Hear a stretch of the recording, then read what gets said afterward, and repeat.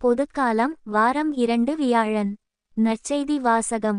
Mark எழுதிய நற்செய்தியிலிருந்து வாசகம் 3:7-12 வரை.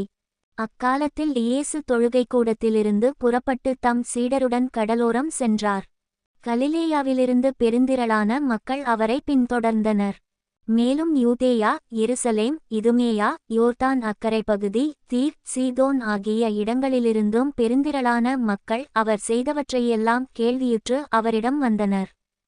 மக்கள் கூட்டம் தம்மை நெருக்கிவிடாதவாறு தமக்காக படகு ஒன்றை முன்னேற்பாடாக வைத்திருக்குமாறு அவர் சீடருக்குச் சொன்னார்.